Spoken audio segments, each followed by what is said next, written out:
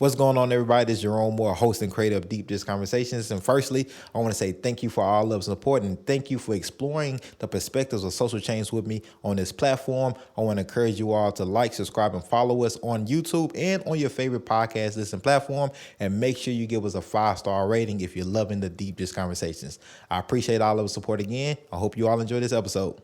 This is deep dish, right? Yeah, well, let's get deep. So I'm going deep on both sides.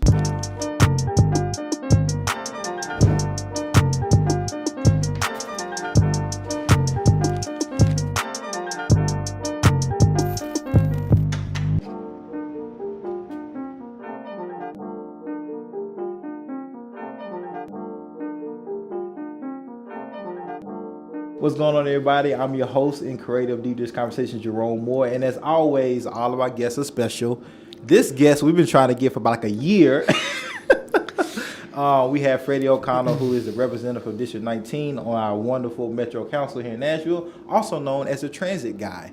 And so we're going to talk about that too. Freddie, how you been? How you doing? I've been good. I got nobody to blame but myself for my crazy schedule. So, no, it's good. I'm glad to finally be here.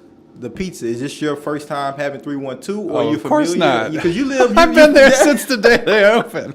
I mean, that's what we walked to 312. You know, See, you walk and eat it, and you walk it off. Well, no. So it's actually they're a great story. I mean, these are folks that came new to the community. They opened 312. They were the first people to say yes back when we were doing neighborhood stuff. We would do a neighborhood event. They would rush in to be sponsors of that. They came in and started immediately investing in the community, and then they opened, around the corner a little chocolate shop. I mean, it was just like, it's a great story. So no, I'm a big fan of 312. And they said yes to us. Like, they didn't hesitate. That's who they are. In the middle of a pandemic, when many pieces like Joey's just closed down. Yeah. Yep. Geno's East closed down. Yep. Well, and these folks too, I mean, we got a few folks in the neighborhood where it's like that's the benefit of having some, like if you can open your doors and be there for people, Big Al's Deli, Big Al, 312, these were places that when we got snowed out and you could not leave the neighborhood in a vehicle, you could walk to one of these places and they'd feed you. I mean, we got pizza at 312 during one of those snow outs. Yeah. Well, Freddie, we want to get into all of your deep, darkest secrets on Deep Dish Conversations. But, I know people know, like, the council Freddie, possibly even the tech Freddie, but I want to get a little deeper than that. My favorite thing that I currently know about you is you a native like me. Yeah. Born and raised here in Nashville. Yep. You went to NBA. We can talk about that a little later. But man, how was growing up here in Nashville for you? What was that experience like? Completely different than it is now. But what was that like for you? As a native, as a unicorn. Right. So it was different than now for sure. I think the pace was a little slower. But I also think maybe the opportunities were fewer, right? I mean, now, as a father of two girls, like the opportunities for kids, whether it's in our park system, we didn't have a Frist Art Museum growing up, right? And so we've taken them there to experience art. The Nashville of my childhood didn't have a real zoo per se, right? I mean, so it's like these things. I mean, honestly, even back then, Cheekwood was a place, but it's not like a place it is right now. I mean, there's all this stuff, and I think maybe for me, that's been one of the most exciting changes is to be back watching two younger people now experience childhood in a city that it's not like we didn't have anything to do. It's also, it's a pretty different environment. Half the time growing up, my brother and I, we'd walk out the back door, hop on a bike, and just be out in the neighborhood for the entire weekend. You know, I mean, it'd just be like we'd ride down alleys. We had train tracks sort of at the end of our neighborhood. I mean, we walked down those train tracks for miles. I mean, it was like a scene from Stand By Me sometimes. And that's another interesting thing is, I just think parents would just be a little more open to letting you walk out the door and not really knowing where you were, right? And we had some kids in the neighborhood, and we stayed together. I mean, it was like a little group of folks, but would I do that with my girls today? Probably not. I'm probably going to be like, you want to go to the park? I'll come with you, You know what's funny now is that, growing up, it's like, hey, you don't don't talk to strangers. Definitely don't get in the car with strangers. But we have a whole now like shared car ride where that's exactly what you do, right? And parents, sitting there like teenagers in these Ubers and Lyfts, and you can track them, but like that would have never happened. Couldn't even fathom that. Well, I mean, that's a great other thing.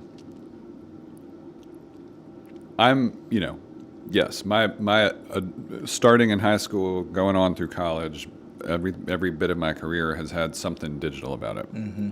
But growing up, digital was basically having an NES. Right. I mean and it was connected to a TV, mm-hmm. like an old school TV. There was no online. Yeah. Right? And I think that's fascinating, is the idea of identity online, mm-hmm. that we did not have to think about. Right. And in some ways, I prefer that. Like, mm-hmm. If my friends were thinking about the TikToks they needed to make on the weekend or whatever, or do, all this stuff that people do, like going out to be a YouTuber before you even, graduated high school, people are doing it. They're making a go of it. But I sort of liked coming of age before that entire playground with the entirety of humanity out there, right? Sometimes it's nice to just have the playground be the literal playground. Right. Yeah, the playground is expanded. Yeah. Now, another thing that's interesting and different is I don't think I rode a city bus until I was back as an adult. Wow. It was just interesting because we had our bikes, mm-hmm. and we could roam the neighborhood, and there were streets that, there were like invisible fences. Like my mom was always like, "Don't cross West End." It's like, okay, all right, that's the big one. But we kind of had a little bit of a range of motion on bikes, but then everything else, it was kind of like traffic wasn't as bad. Mm-hmm. You just didn't have as many people in the city at the time. And so we would drive everywhere. And then, like, when I turned 16, when my brother turned 16, right, like, we always had access to a car. Sometimes it was a beater of a car. Right. Like we had an old, like, God, what year was this? It was like a 1982 Plymouth Champ or something. I mean, that was a special car. That was the kind of car where the sunroof would leak and you would have to use your ice scraper to scrape off the windshield on the inside, right? I mean, that was on the inside. And you'd have to put down, after it rained, you'd have to put a pillow down on the driver's seat because it was wet. I mean, it was like, so we had a car. But then it was interesting to come back and start using transit. Mm-hmm. And now it's funny because our girls love transit. Like, they want to take the bus, mm-hmm. right? And so very often we can't, just with the busy calendar of two girls and stuff that they're doing around the city. But no, I mean, I had a pretty good childhood. I went to, back then, Aiken Elementary was K through 6, but got a great education there. Mm-hmm. My mom actually started teaching at MBA the year I was going to start 7th grade, and that's kind of how that door opened, because you just get to go if your parents are on the faculty and you're a boy, right? But probably the biggest thing, right? Probably the biggest thing, but no, I mean that's been fascinating to look at too. Is like schools that back then, I think a lot of parents were looking to avoid, have now become these pockets of celebration. And I mean, we're about to be a Metro Schools family twice over. And, there were times, like, our older daughter is going to West End Middle. Right. And that is a school I don't think my parents were, like, they were in some ways, I think, relieved to have the opportunity for us to go to MBA back in that time. And so that journey of education and thinking about that on the side of growing up here and being involved in that, and then coming back and working on a lot of those issues, right? Because once I got over to Salem time, I mean, we've been over there 15 years ago, it was like, all right, investing in the community, spending a lot of time in that NAACP office and working on education issues. and seeing it through a totally different lens than I Right. saw it through when I was growing up. Right. But that's all the stuff that accumulates when you are in your hometown and Right. you grow up there, maybe you even spend a little time away, and you loop back and you just see things differently. So like now you're in tech but also like very heavily involved in the community. When did that awakening happen for you when you realized like you cared about education, you cared about you cared about, a just and equitable city like that you're from? And when did that happen from, going to college and then, coming back? What was that awakening happen, especially as a white man, When did that happen?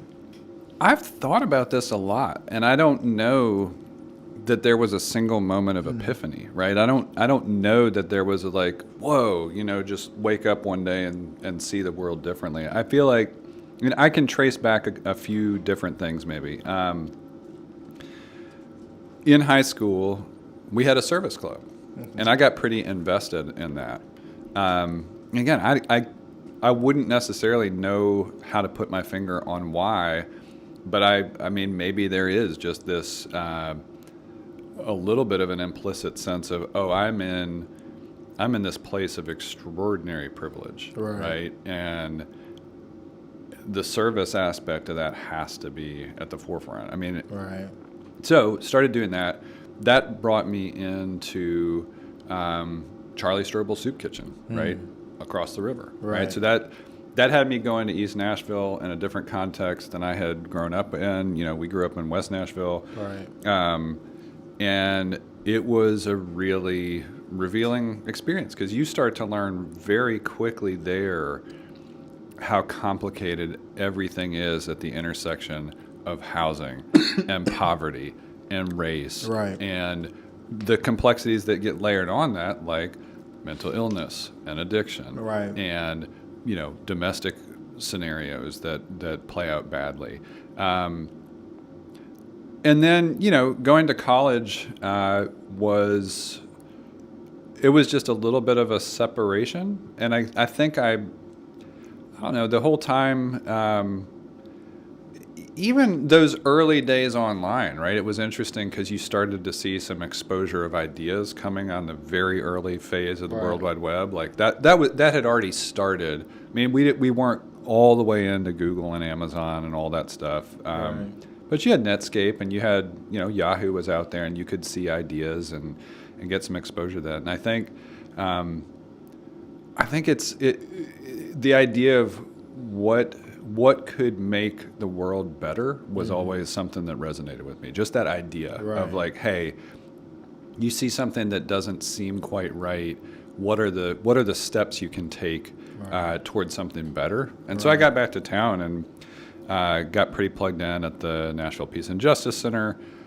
Interestingly, that was also like the journey was a little bit connected in the sense of some of the organizations that I plugged into then were tied to another part of the story that we may talk about, which is the period of life in which, after growing up and always having access to a car, starting to make some choices that were different later in life, right? And so, organizations like Walk Bike Nashville, maybe one of the most transformative organizations I got involved in when I had started riding the bus was this organization that kind of faded away a few years ago called Partners in Transit. Okay. And it was really, now you have Music City Riders United. They were a little bit like that in that it was trying to advocate for the ridership community, and it was an organization that brought ridership directly into contact with leadership at what was then Nashville MTA. But yeah, I don't know. There wasn't. Was it an aha moment? No, it was just kind of steps along the way, and sometimes it was personal experience, and sometimes it was almost more, the almost philosophical sense of, hey, what are the actual steps of things that we can do together to just make things slightly better? Growing up, did you think that you would be doing the work that you're doing now in community? Because because you turn around, look around, I went like, dang, your peers started to change, and No, it's funny. No, once I got into computers, right? I mean, I figured I'd be retired by 30. Right. It's like, okay. That obviously did not happen. But it's no, I could never have imagined, there wasn't a bone in my body when I was younger that thought someday I'm going to run for office. Now, Right. I've met people that it's like, They know. they know. Yeah. I mean, it's They like know. that person who's on student council in elementary school. Right. It's And like student government in college. Right, and they right. They setting themselves up like it's expected. I knew some people both at MBA and elsewhere in the city that did like debate in high Right. schow, and I mean, it was like, okay, Yes. these are some folks that are going to go to Washington D.C. and Right. if they don't run for office, they're going to do something like Right. work in politics and policy and whatever. That was not me. Right. You know. What made you decide, like, hey, running for council is something that, I can do and be good at it and best serve my community? It was a mix of things, and again, a lot of them are what you just experience in daily life, right? So again, we moved to Salem Town 15 years ago. Why did we move to Salem Town? I had, by being car free for 3.5 years, saved enough for a down payment on a house, but I didn't have a car. Right. My girlfriend didn't have a car, so she had just gotten into Meharry, Okay. and we had to be close to campus. Right. Because she was riding her bike or taking the bus or sometimes even walking. And so we wanted to be within a range where we could do those things. Right. And so we wound up in Salem Town. So once you're in Salem Town, right, especially back then, it's a neighborhood that was just around the corner from the Jefferson Street corridor. Right. So Sharon Hurt gave me a wonderful introduction to Jump and Jefferson Street and the work they were doing there. I mean, as I mentioned, I got pretty involved at the time with NAACP because you want to learn the community, right? So it's the curiosity that draws you into a community and finding out the history of neighborhood organizations in the Right. area and all that. So let me think about this. This would have been about a year after we moved to Salem Town. It was one of those moments where you think you're being pranked, where a senior advisor from the mayor's office calls me and says, "Do you want to be on the MTA board of directors?" And I still remember I was at work, and I was like, I mean, seriously, it's like you start to look around for the hidden cameras. Like, is this supposed to be a reaction shot? I was like, yeah, because I think they had heard a few things about my story, right? So I was relying on transit at that time, and I had done a big letter writing campaign, and I tried to get folks in zip codes across Davidson County because we saw the fuel crisis. Right. And I didn't want transit cuts to impact where we were, because we had just reached this point where there was a baseline. We had new vehicles. We had a bike rack on every bus in the fleet. Like, we had kind of hit this new plateau of service delivery for MTA. And so I did this letter writing campaign. And I think they wanted somebody on the board that could speak to these issues. And so I said yes. And so I started doing that. So I arrived in Salem Town and had started to level up my civic involvement already. And so it wasn't long before people turned around and said, "You know a little bit about the way the city works. Do you want to do some neighborhood leadership?" Right. So Yeah. I it found just kept- myself, the snowball effect. it snowballed. We built relationships. The Metro Action Commission still has a presence in the Fear School building. It's mostly Head Start now, but it used to be their headquarters. We built a relationship with them. The Nashville Rescue Mission has had their women and children's campus there in Salem Town for longer than we've been there, so Right. literal decades. We built a relationship there. St. Paul's Lutheran was on the corner. They had been doing food distribution into Cheatham Place, so we built some relationships with MDHA, and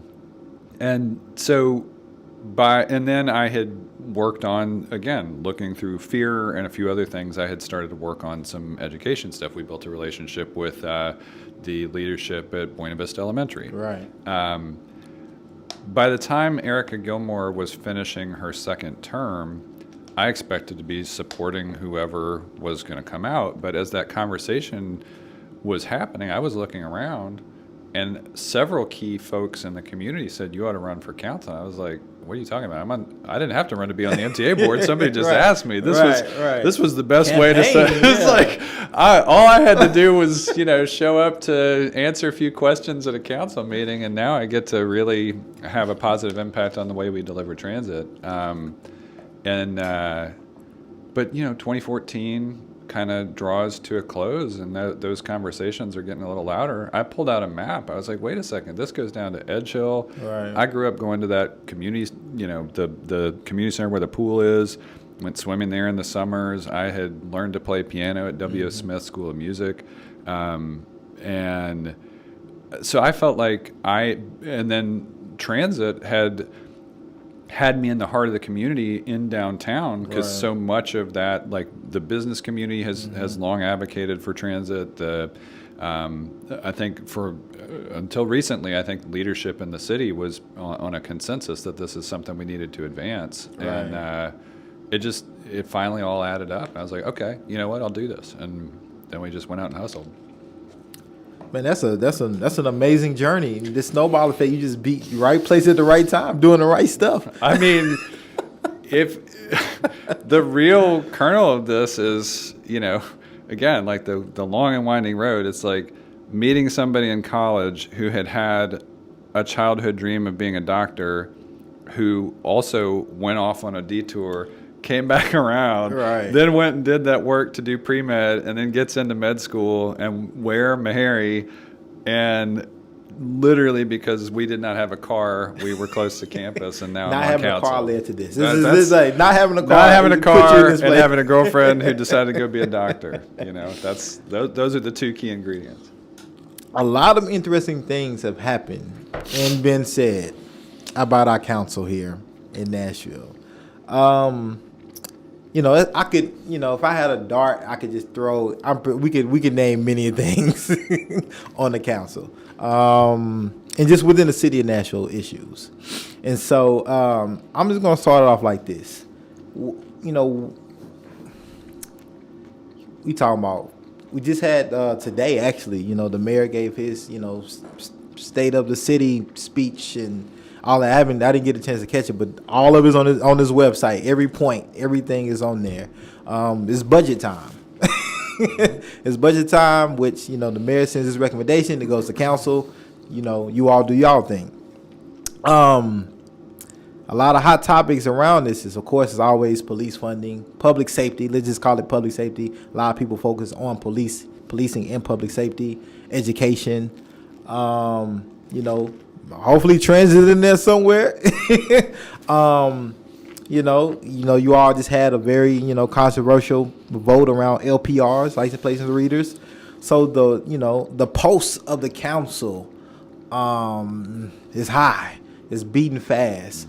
And elections for the council is next year, 2023. So this is crucial times in Nashville these next 2 years with judicial elections, mayoral elections, council elections happening next year, governor election, and is all that. So 2022, 2023, where do you think we're at as a city, especially in the community, as far as like the unity and, let's use unity around a lot of these issues that affect all of us, albeit on a different level, but we're all affected by it. It's a big, important, and difficult question, right? I think my sense is a few different things, right? One, I really do think politics itself changed in some ways in 2016 when it was almost like on a national level, people just got a new type of permission to be ugly to one another, right? Like we've never seen. Right. That has continued, right? I mean, that is still today, where it's like, oh, we're all a little more comfortable than we probably ought to be being keyboard warriors. I mean, I have to check myself sometimes, right? It's like, oh, I could say a snarky thing. Well, you know what? I also don't have to. Right, yeah. That plays out in council. I mean, this council probably more than ever before is online. very engaged in social media, and so is more of our constituency than probably ever before. And it spans everything. It's all viewpoints from liberal to conservative. It's ages from young folks, high school, up through, I mean, literally true. My mom was on Facebook before I was, and sometimes those interactions are positive. I mean, I feel like I have tried my very best to use whatever platform, whatever reach I have to put out the best information I have available. And sometimes it's to lead on, discussions that I think are important, that it may be about the public argument more than here is what we're learning. Right. But we also, 2020 was a year from start to finish of rolling crisis, right? I mean, a tornado where that very week the first cases of COVID dropped in Middle Tennessee, right? And that's cast. I mean, that's all happened. So there's this sort of specter of COVID looming out here, which is so difficult because it put our physical presence with one another, that ability to gather together, in such jeopardy for so long. And some people are still not comfortable with it. You know, I mean, it's tricky. And so that set of personal decisions that plays out across an entire city of I might prefer not just that I'm not going to go to the restaurant, but nobody should be going to the restaurant or the club or whatever. Right. And I might prefer that everybody going to the grocery store has a mask, or that school stay virtual versus go in person, right? Those are tough, tense moments when public health is at play, and COVID itself has been such a mysterious illness, right? Like, who's going to wind up with long COVID? Who's going to have exotic symptoms, and who's going to have a cold, right? I mean, we just don't know. You don't know. And I also think it's incredibly jarring for a city that is a strong executive city to lose a mayor midstream, right?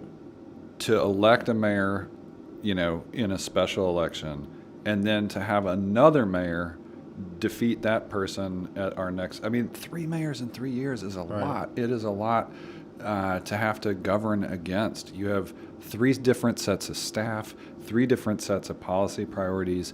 And then you go straight from all of that volatility on governing to this whole thing of COVID. To your point, unity's been hard to come by. Yeah. I think in the past year, really, there is a unity that is starting to come back that is, I think people want to have hope again. Right. People want to feel good about the city instead of bad about the city. Right. And that's going to be a tough journey back because we're still growing. Right. Growth is hard. It is hard to get all that stuff right. It is hard to make sure that construction isn't keeping everybody up at night or blocking roads all over the city, or this morning I was over at the a march for safe workplaces. I mean, unfortunately, right, some of this growth is having a deadly impact on workers, right? And so you got to manage all of those parts of growth. Then there's the side effects of traffic, or watching the way our entertainment district on Lower Broadway has changed through the years, and party buses and all this stuff, short-term rentals and all this stuff. Displacement.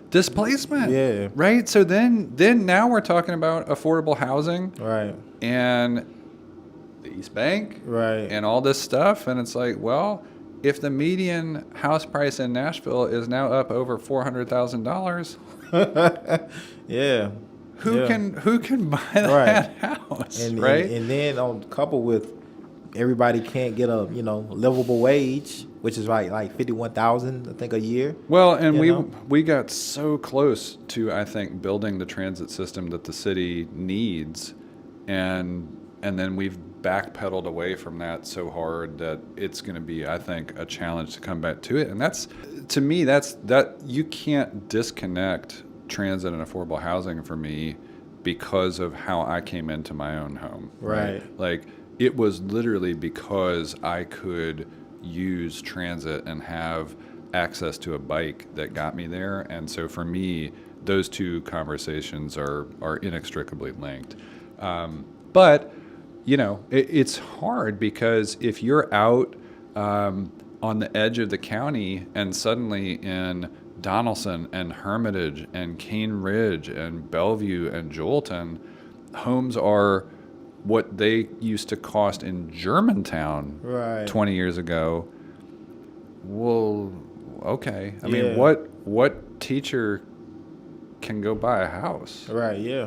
And so the hard part, though, is bringing those prices down or bringing those wages up. Yeah. I mean, doing those things at the same time. It's hard, especially if you're a construction company, the sky's the limit here. Like, how do you incentivize them, to lower home building prices to $200,000-$300,000? It's hard to do. The cost of construction has gone up with everything else. And the other hard part is some of that growth, I think it is ultimately good for the city to have some high wage jobs here. But if everybody who's moving in is moving out of a market like a San Francisco or a Chicago, a New York, a DC, markets that have always been more expensive than Nashville, and it's not any big deal to buy a $500,000 home, well, now we're back to where's that $100,000 house? Where's that $200,000 house? And this has been my thing about that, because I'm all for the growth and opportunities, and you can be optimistic about it. And if you're gonna, if you're like me and you're gonna be like, hey, I want to get a piece of this. I'm from here. I wanna be a part of this, and I see opportunity, have something going. Yay for me. However, the soul of a city could definitely leave and be gone.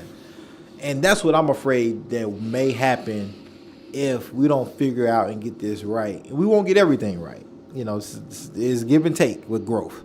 But that is my fear, that the soul of Nashville will leave. And I think all of these new organizations that have sprung up out of reaction to this change is like proof, like something has to happen. Something has to change. Like, we get it. We know it's about money, economics, but wait a minute, hold on.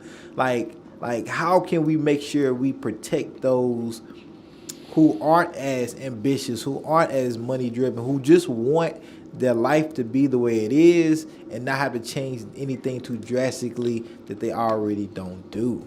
So that's the thing. My mom was a teacher, 40-year career. My dad was a federal employee for most of that period.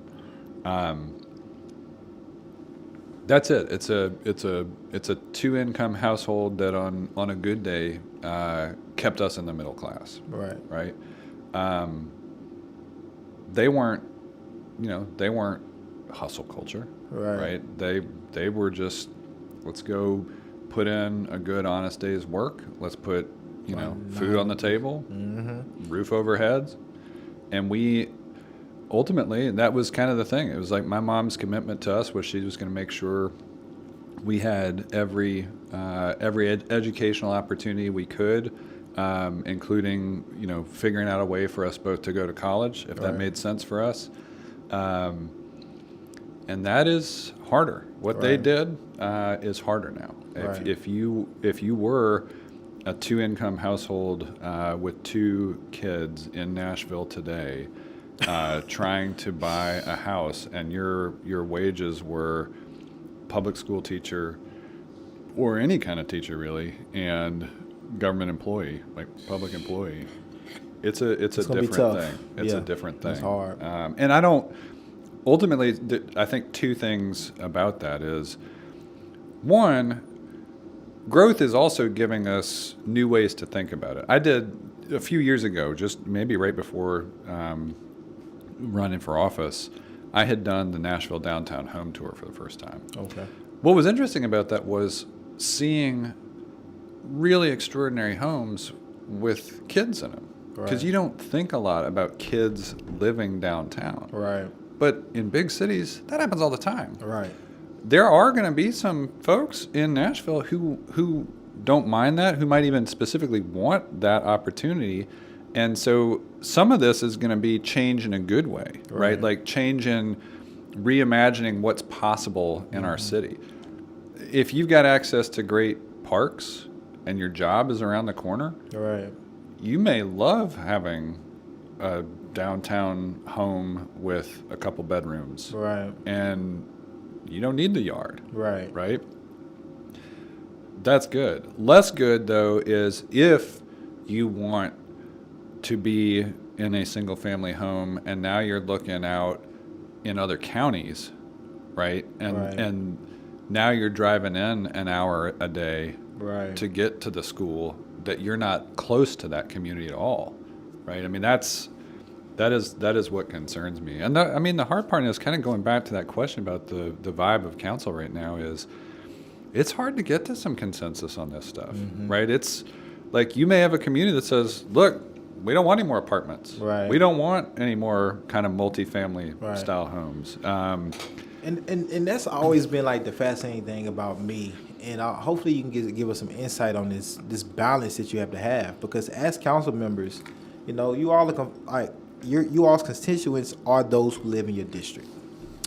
And I think we've seen this with the license plates and readers. A lot of how do you separate what's great for the city and say, hey, this is a tool that, as written, may possibly hurt and harm a specific group of people in our community, right? But also say, well, knowing that my community, my district actually want LPRs, right? How do you hold those two together, right? And make it make sense for, everybody to understand, because I think some people maybe forget that council members, you all's constituents, are to your district, not the whole city, not all districts. It's like if my district 19 says we want this, me as Freddie O'Connell being the district representative on council I'm their voice, right? I'm speaking through them. So there's no easy answer to that, right? Because Right. there's two different ways to look at it. One thing we do on council is we make land use decisions for our district. Right. That stays in the district. Right. But every now and then, something reaches our desk like that, like LPRs, that is ultimately a citywide choice, Right. Like you're not just making a choice for your district to say we're okay on this as a policy.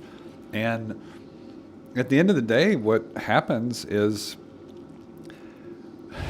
here's what you learn pretty quickly when you are in any kind of decision-making role. A decision is an indication of disagreement. Because if you didn't have disagreement, nobody would need to make a decision. Right. Right? And so you've got to figure out, there have been a few moments where also through this, I think you can hear a thing and you make a choice. If somebody says a thing that is wrong, there isn't, there's a fork in the road. You can hear that and say, well, this is the community's perspective. I'm going to go reflect that thing, even though it may not actually represent reality. Right. The other thing is to say, we're going to address that concern, but we're also going to acknowledge that, here, you have said this thing. Right. Here is the actual piece of information that is like we can cite all of our stuff. Right. And then you can go lead into that space. And I think that's what's really challenging. This council in particular, it's very different, right? Every class of council is very different. The class of 2015 to 2019 behaved differently as a body.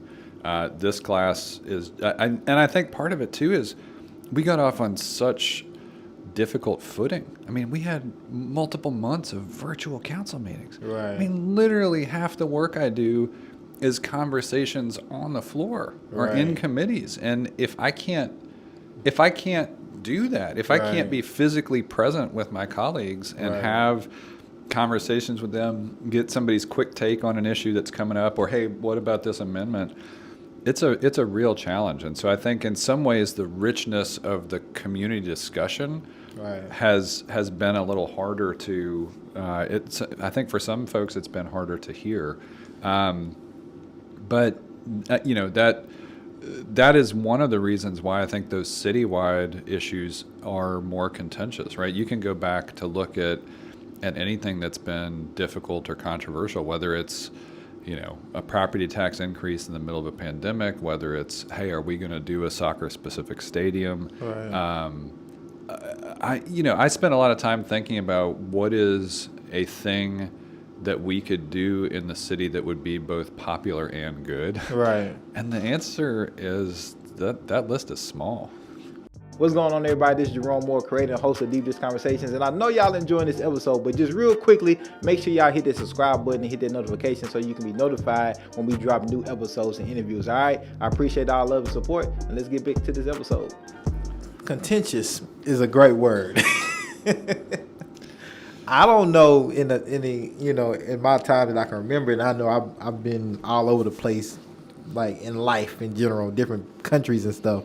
But this is maybe one of the most contentious councils that I have been able to witness, right? Talking about, breakouts with community and in council meetings and, Twitter wars and,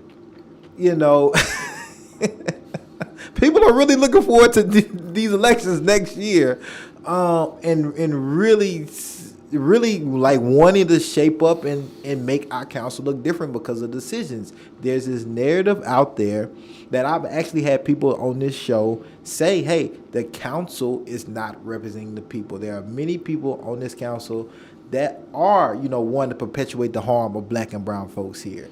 They don't really care about where the money goes into in our community, whether it's towards, community organizations, violent interruption, education, just wraparound services, all of these things.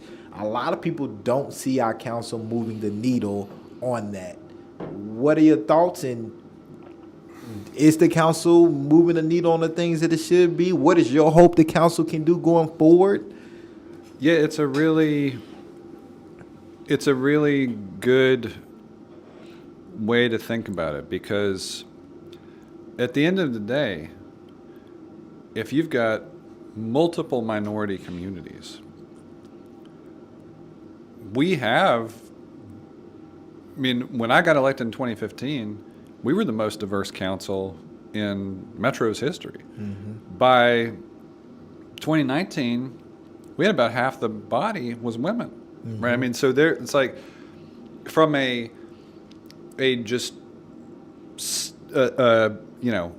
who people are and what their identities are standpoint, there's no question that council is more reflective of the community as a whole today than it was when I was growing up or when you were growing up, right? Yeah. That's overall a good thing. But I think that's where, again, I moved into Salem Town. I moved into what was then District 19 and has changed a lot. My neighborhood was majority minority. Mm-hmm. The district as a whole was majority minority. Neither of those things is true today. Right. Now, I still represent a significant percentage of District 19's voters and residents and constituents are, I've got more black than brown, right? But I also have to be mindful of that yes, I may be a member of the majority as a white male. Right. But that's why I'm also sensitive to when all of the black and brown organizations in this city raise their hands together and say, we don't think this is going to be good for our communities. Right. That makes you sit up and take notice, mm-hmm. right? I'm a little surprised because we just haven't seen that level of unity. Last time I remember seeing anything like that was during Nashville for All of Us. Okay. Right? And that was the fight against English only. Right. And you saw a lot of organizations align. Right. To say this is we are going to unify and say this is going to be bad for the community. So if it had just been, say, one group, two groups, I think that's a different conversation. Right. It was definitely a little startling to me, though, to watch the council respond in a way that did not seem to take into account fully the concerns of that many organizations representing communities of color, representing immigrants and Right. refugees, representing different faith traditions, representing perspectives of civil liberties. And it's kind of like, did we do enough work to arrive at a compromise that can serve more people? On the whole, though, I mean, I'll say this. Last term, before it became a thing, Right. I had gained some familiarity with the problems of mass incarceration as expressed through 37208, the zip code that I live in, Right. that I represent a good part of. And what happened was, then it really did become a thing. Like this Brookings study showed, right, that zip code was more likely to result in people being incarcerated if you were born there from 1980 to 1986 than any other zip code in the entire United States of America. That's crazy. Ridiculous. So I started some work last term where we found this absurd thing called a jailer's fee. It was charging you $44 a day if you were pre-trial incarcerated, just for being poor, basically. Yeah. Like basically, if you couldn't bond out, Right. the city was going to take out of your pocket $44 a day, put it in the general fund. It wasn't even actually a jailer's fee. It was not Right. going back to the Davidson County Sheriff's Right. Office. We talked to the sheriff. We talked to the criminal court clerk. They said, we don't get that money. We can't use that money. Right. It is going to the operating budget of the city of Nashville. And we said, no, it's not.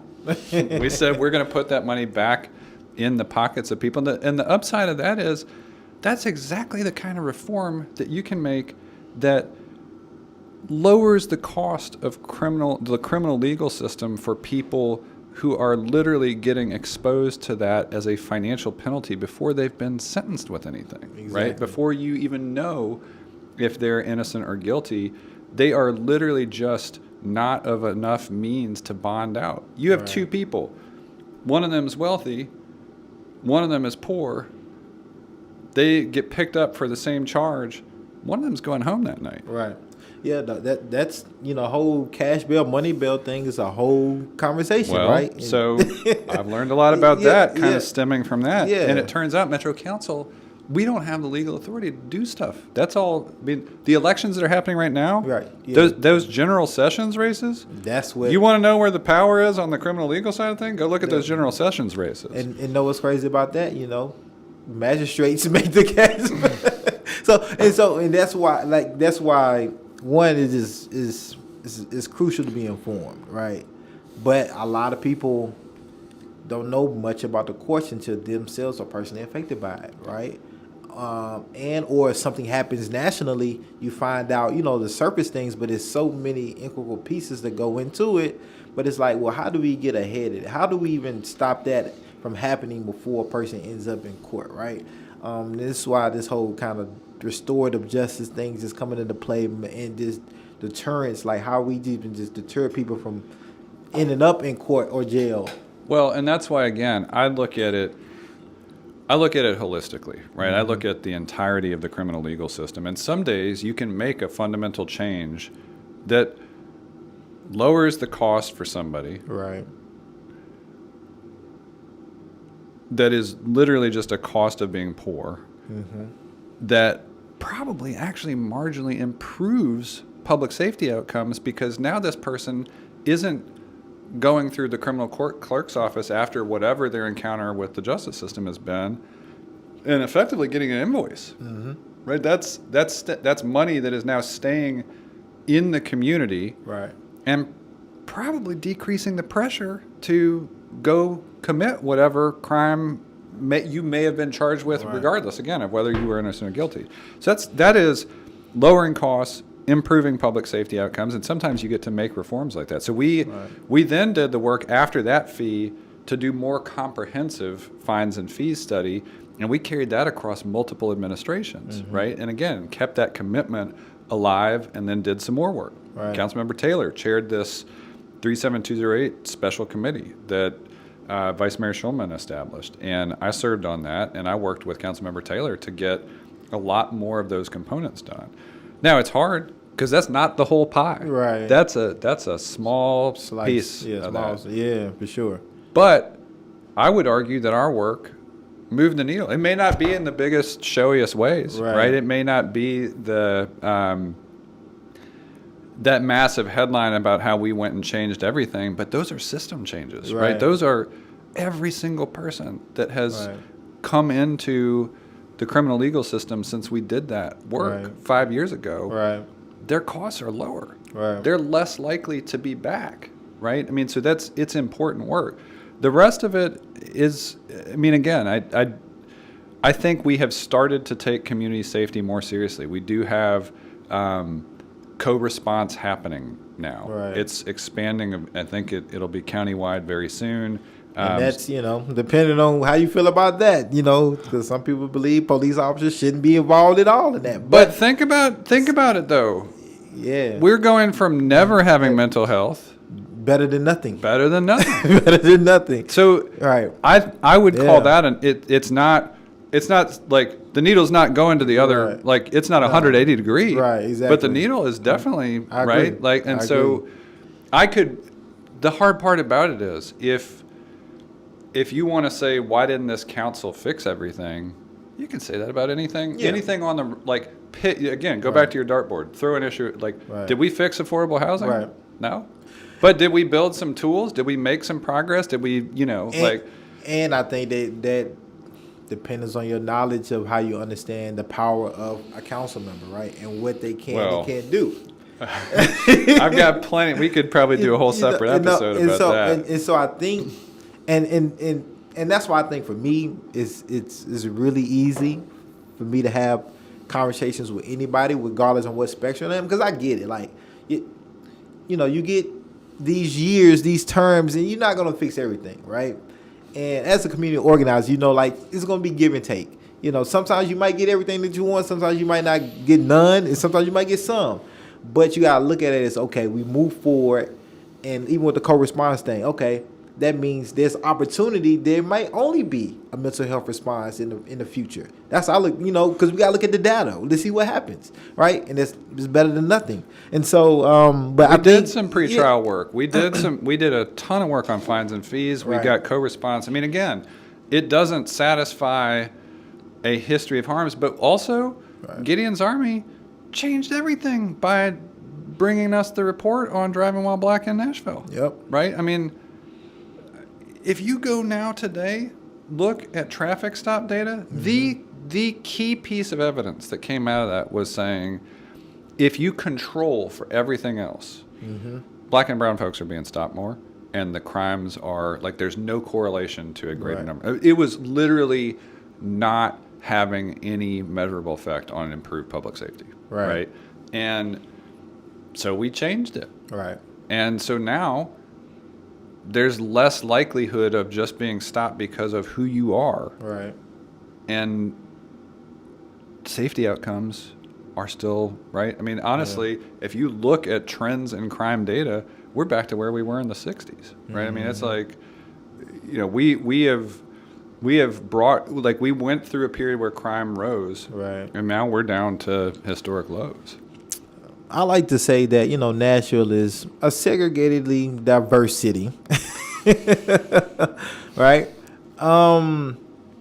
As a council member, as a resident, as a native, how does that affect us moving forward in a lot of these things where you're talking about housing, transit, employment, wages, when we're all in our community bubbles, right? And I grew up in my North Nashville community bubble growing up here, and I had to make an intentionality to get out in, which I think you still have to do. But many people are not doing that, right? So therefore, we worried about our community pocket of, hey, this is good for my community. I'm happy for it. I don't know what's going on over there, but hey, because I'm not connected, I don't have relationships, I don't really think about it. How does that affect Nashville moving forward in the next decade? That's maybe one of our most important questions, and it kind of comes back to what you were talking about earlier in terms of soul of the city. I have a lot of interesting stories from, being a white boy moving into Salem town. Yeah. Right? And that's interesting because at first, there's some skepticism when you see something different in a community, right? Yeah. I've always tried to listen. Right. Since I've done this work, right? It's like you listen before you talk Right. because you learn when you listen, Right. right? Now, that's not always true. You do get some folks who move into a community and suddenly what they want is the community preference. Right. That's a little different. We have to grapple with that because we not only have people moving into communities they haven't been in previously. We have people coming from outside the city, outside the state, Right. and having to confront changing preferences and attitudes and responses and even what we think of as a community. I've always looked to those areas where people are able to draw in a really diverse mix of people. Like a hard day for me was when Garden Brunch Cafe on Jefferson Street closed. Oh yeah. Right, because they used to, if you went to brunch there, you'd Yeah. see all kinds of folks, young folks, old folks, white Right. folks, black folks. I mean, it was a great gathering spot. Now there's still some places out there, and then there's some places that are doing Keith Caldwell is down at C. Hubbard now, and he's bringing different groups in on the fourth Sunday of every month to have it not just be black church and white church. It's like, all right, we're gonna come do this together. I actually think one of the most important things Mayor Berry did, it happened one time, but it was pretty revelatory, was the Real Talk dialogue. I mean, 1,000 people came out for that. Yeah. But we only did it once. We had one conversation. You know, I think in some ways that's a great series to have. Now, too, going back to what I was saying about politics having changed, when we're this polarized, Right. I don't know what to say about that, right? Like we deal with that on the city and state level, but also sometimes within our communities within Nashville. I mean, the General Assembly doesn't think much of Metro, Right. right? I mean, it's politically popular for state legislators to do things that harm Nashville's ability to respond to our own constituents. Yep. Preempting everything. School funding is up this week, right? I mean, they're going to change the formula so we get even less money. Yep. We got to do more of them. And know what ended up happening when the city has to do more? Taxes go up. You already know. You already know. Just wait. Give it just a couple years, and that because of the state decisions.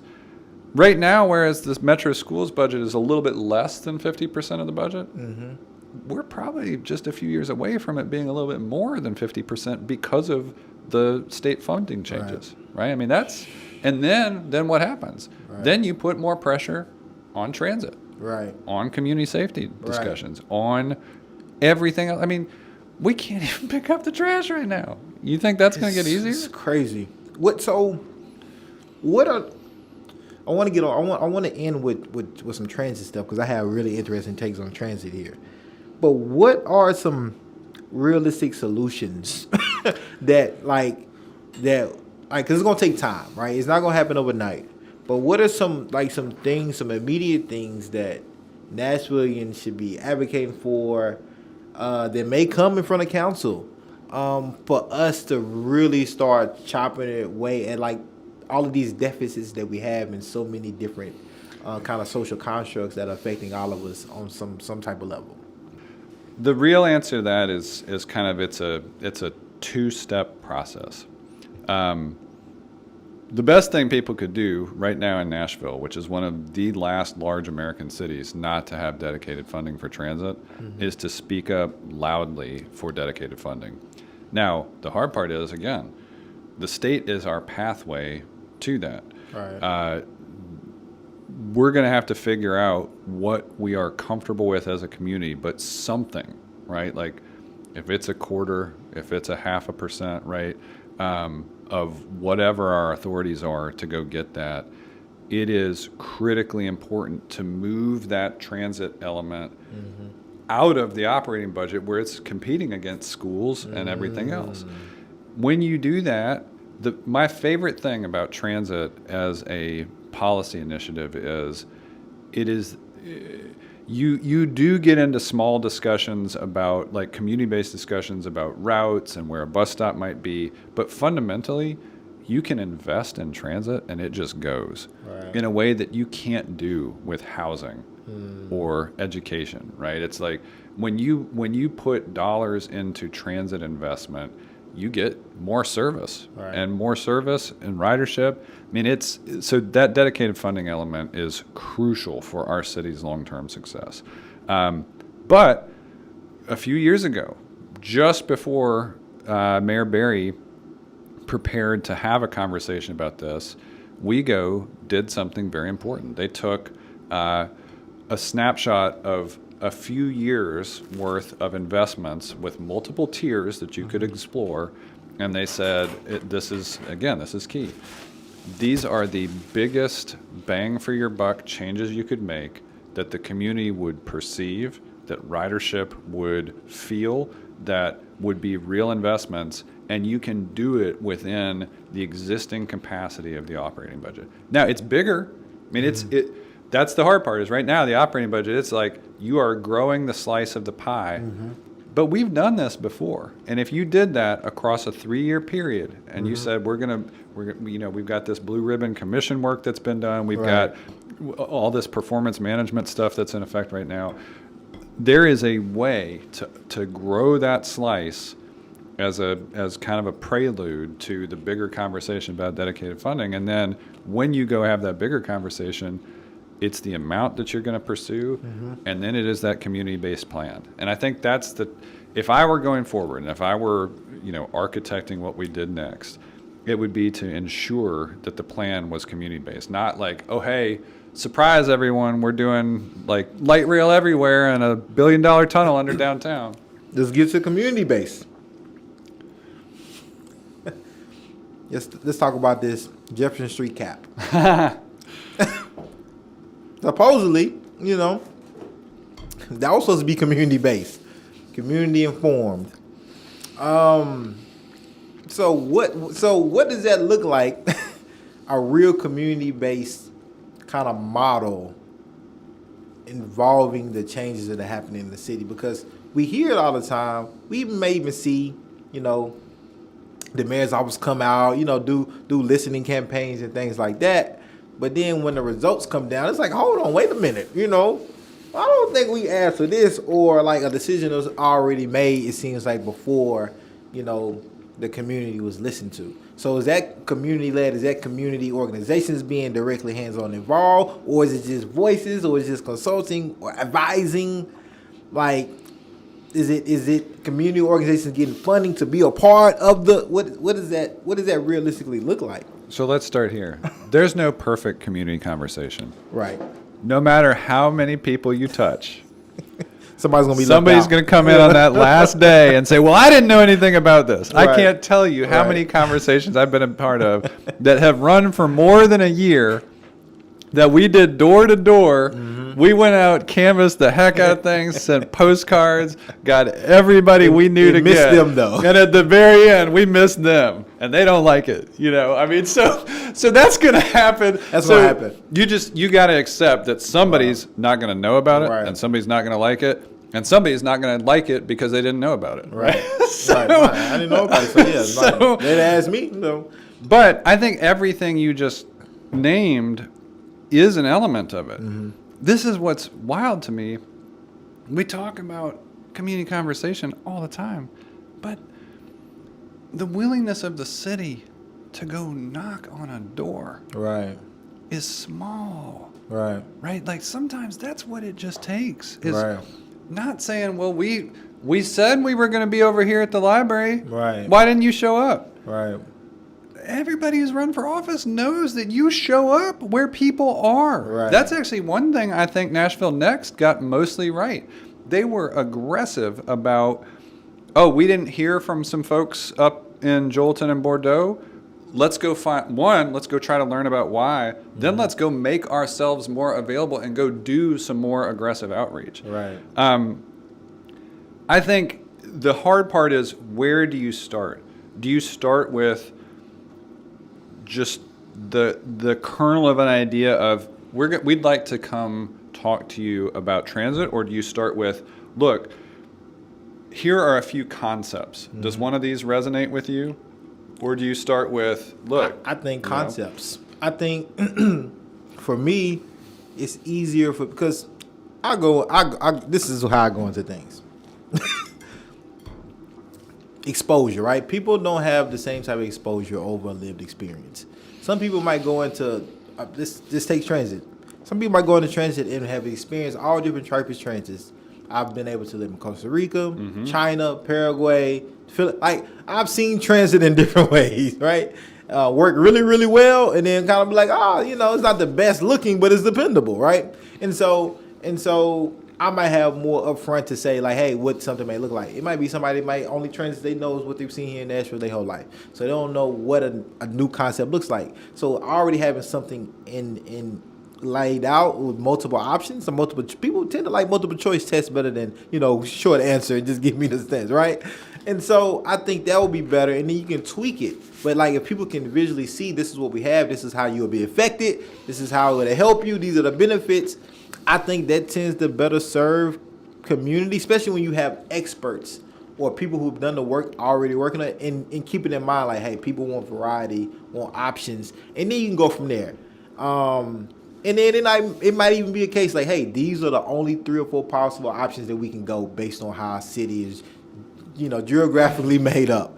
So it's going to be one of these 4 in some type of way. It might look different, but like, and I think people can respect that, because some things are just some things. Like, you can't, like, interstates just can't be shifted and moved like that. Streets and roads, things are kind of, a foundation is a foundation. Well, and, I think that's right, and I think, to your point, you may have experts over here on the thing that you believe is the right thing to do. Right. When you get to the community, the people in the community are the experts about the community. Yeah.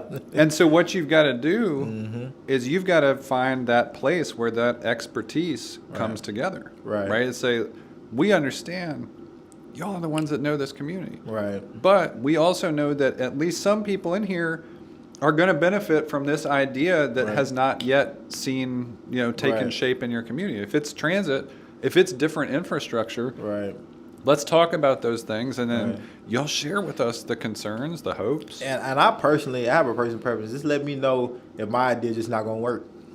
And I think that's why I think kind of sometimes the city can drop the ball when it comes to community input or listening to community. I think community will just be understanding, like, hey, look, we've heard you all. We took everything into consideration. However, we have to do this because of X, Y, and Z, and this is not going to happen. Because you're not going to be able to please everybody, regardless. I don't care how great you're playing in. Like you mentioned, it's going to be somebody say, hey, I didn't hear about it, I didn't know about it, or I don't like it because I didn't know about it. And there's going to be some people just disagree with you. But something has to move. We got to try something. So that's the interesting thing. Year after year after year, if you cut a transit route, people will scream in pain. If you add transit service, you will get promoted. If you're a council member who just got to add major new transit service in your district, you're going to shout about it from the rooftops because it's the most popular thing you did that day. Right. Transit's a good thing. Yeah. It's popular. People want it. Right. People want to be near where it's working. I think that's what's stopping, in my estimation, Nashville from being like a world-class city. If we can get transit right, like I was just so spoiled in China. like literally, like the country does transit amazing. I've been spoiled everywhere I've lived or traveled in the United States. But like, you don't even have to go overseas. We've taken our family to Chicago.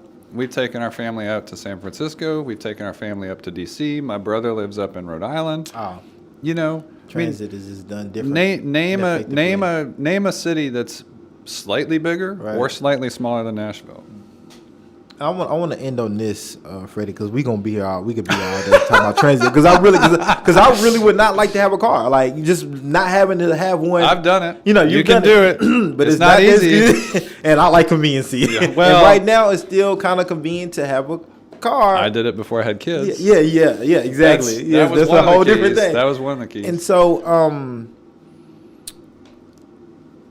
what has to happen, right, from a city level, community level? I know money, of course, is going to be involved to get the transit that we need to get. In like, you know, we voted on this, you know, before, and like, are we going to be able to make this happen? Yes, we are. You know why?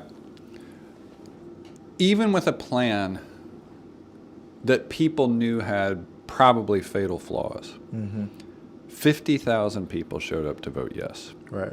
That's a lot of people. It is. You make that plan considerably better, 80,000 people are going to show up to vote yes. You know, When is the next time we'll be able to vote? well, that's going to depend on what happens in August of next year. I mean, what I'd like to personally see is another referendum as soon as November of 2024. So we got to wait a couple years. Well, you got to do two things. You got to do, Nashville's got to elect a mayor who wants to do dedicated funding. Right. And then that mayor has to put the structure together to go get it at the ballot. So it's either going to be 2 years or it's going to be 5 or more years. Yeah. Yeah. And you would think that and that's crazy because you said 50,000 people. That's more people that came out and voted in the last judicial election. So people care. People They care. care more about transit. Now, the hard part was you did have some people raise their hands and say no. Right. But so two things happened. One, some of them were just saying, no, we no longer trust any of y'all because of what happened with the mayor. Right. And then some of them were saying, there's some silly stuff in here. Right. Well, we don't think we're going to have that kind of problem again in terms of the mayor. I think also we're going to have a broader coalition with multiple leaders that isn't just dependent on the mayor. And then we're going to have a better plan. Right. When you have all of that working in your favor, I think you're going to have a good outcome. And so I plan on having the mayor on here in a couple weeks. If there's one question that you can give me to ask him about transit or anything that you feel is important, what would that question be? Just ask him if he's going to commit to doing dedicated funding in a second term. All right. That's what I'm going to do. And I'm going to make sure I send it to you first. On the uncut version, before it's even out, Freddie, look, this is what he said. I'm going to go ahead and give it to you now. So you don't get your hopes up anytime. Nah. But Freddie, I really appreciate this time, and I definitely want to bring you back just in our different interview segment series. I think we need to continuously have this conversation about transit. But also, I think it's really just good, seeing your council members out eating pizza and just having, Look, you man. all are real people. Well, and that's fundamentally it. That's actually been the hardest part of COVID for me is I spent last term, I was present wherever I could possibly be. All right. It's been like, I took a full year where it's like, I wasn't even comfortable inviting people into bigger spaces. Yeah. And now I think things are close enough to a place where at least a lot of people are comfortable coming back together. Yeah, and sure. It's been hard to shift gears so many times, Yeah. and try to do the work of council. So I've got about 15 more months left, and I'm still going to be working. Freddie, how could people reach out to you if they want to ask you more about transit or just council? Like budget is coming up, so I'm pretty sure y'all going to get extremely busy, and a lot of organizations are going to be reaching out to you about something that needs to be done or not done or whatever it may be. How can people reach out to you, follow with you, just connect with you? Yeah. Council email is a great starting point, freddie.o'connell@nashville.gov. That's freddie.o'connell@nashville.gov. I'm on social media. You can find me just at Freddie O'Connell, all one thing. Facebook too, Freddie for Nashville. I'm on Instagram. I'm not a massive poster, but then, if all that's out there, I also, my cell phone number's on all my cards and on every email I send, and that's just 615-260-0005. And so your term is up for council, so there will be a seat open for District 19. That is correct, and redistricting has meant it's an interesting new District 19. It is the East Bank now too. Wow. So whoever is in this seat next is going to have, that is going to be a busy term. That is River North. That is Titans. That is if something jumps on PSC metals. Do you have anybody in mind that you think should run for that seat or endorse it? Is it too early for that right now? Two things. One, it's too early. Okay. Two, I always am aware of who I think talented community leaders are, but I think those leaders are better. Like, I'm not going to say, hey, here's my anointed successor. Right. Right. I'm going to encourage people to have conversations with one another and make their choices, and then whoever runs. And if I look at a field and say, there is somebody here who is clearly in step with the district versus somebody who's clearly out of step, okay, I may make a choice and be vocal at that point. But I mean, that's kind of my thing is, if I have said something publicly about a race, then you know my opinion. Right. If otherwise, it's like, then I'm like everybody else, and it's kind of like, look, this is we go into the ballot box and we make our own choices. Next step for you, really quick. Anything more government, more any other surprises that we should be expecting from you, Freddie, or any next steps, any other positions that you're eyeing out there? Give it to us on Deep Dish now. No, give it to you on Deep Dish, huh? Or is this a breaking news? Yeah, it's breaking type news. Of we got to close with the breaking news. Here's what I will say. I will say, stay tuned. It's not breaking news for us. That is it. Stay tuned, everybody. Stay tuned. We appreciate y'all for listening and watching. Freddie, again, appreciate you. And he's going to tell me off air. Because I'm going to grill him. He's not leaving without telling me. But Freddie, thank you so much. You get to take all this wonderful pizza home with you. And thank you all for tuning in. Until next time.